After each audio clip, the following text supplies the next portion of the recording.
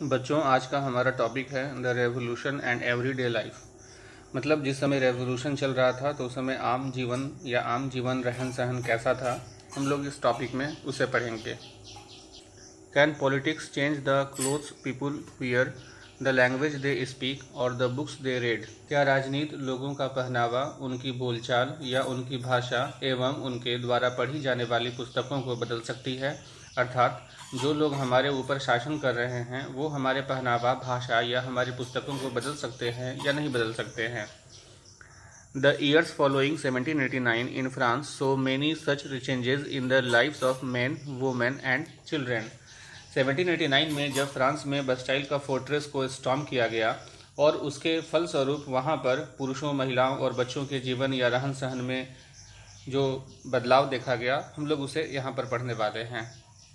The revolutionary governments took it upon themselves to pass laws that would translate the ideas of liberty and equality into everyday practice.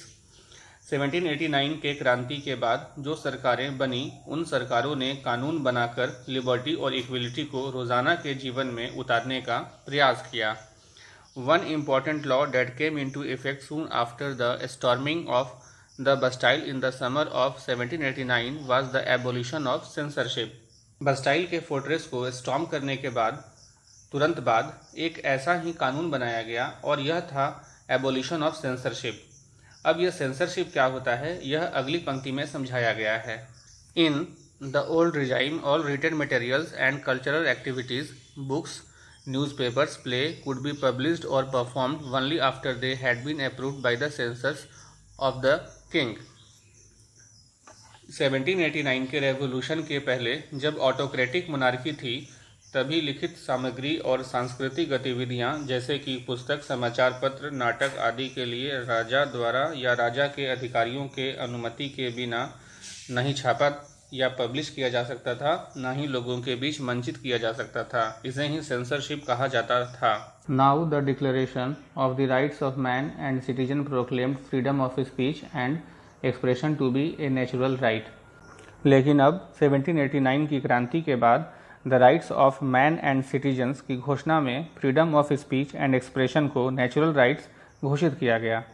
इसका मतलब ये हो गया कि भाषण और अभिव्यक्ति के अधिकार को ईश्वर के द्वारा दिया हुआ अधिकार घोषित कर दिया गया। Newspapers, pamphlets, books and printed pictures flooded the towns of France from where they travel rapidly into the country side.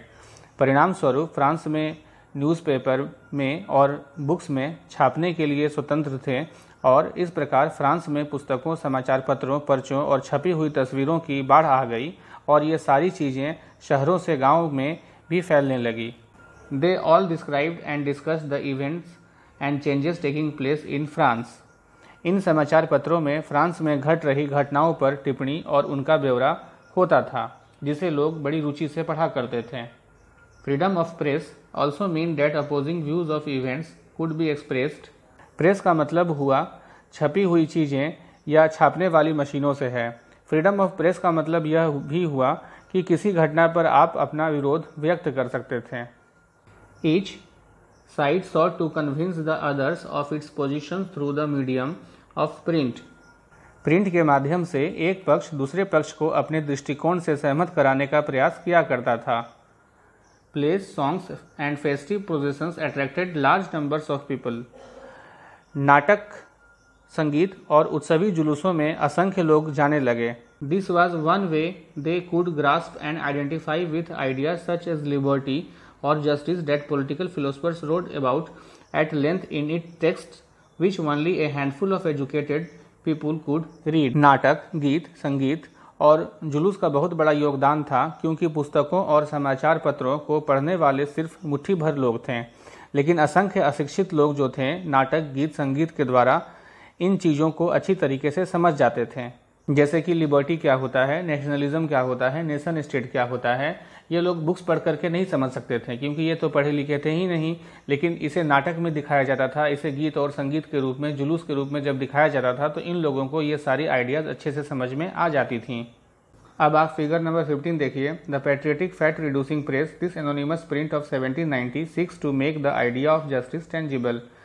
जब वहाँ से सेंसरशिप को हटा दिया गया तो वहाँ के न्यूज़पेपर्स अब अपने मन के हिसाब से कुछ भी छापने के लिए स्वतंत्र थे। तब उन लोग वहाँ पर जो अभी आपके सामने व्यंग चित्र दिखाई दे रहा है, ऐसे व्यंग चित्रों की बाढ़ आ गई। न्यूज़पेपर्स में ऐसे कार्टून्स छपने लगे। इस कार्टून में दिखाया जा रहा है कि कैसे एक मोटा अमीर आदमी है, उसे ले जाया जा रहा है और एक फैट रिड्यूसिंग मशीन में उसे दबाया जा रहा है। यहाँ पर ये आप देख सकते हैं, और दबा करके उसे पतला कर दिया गया।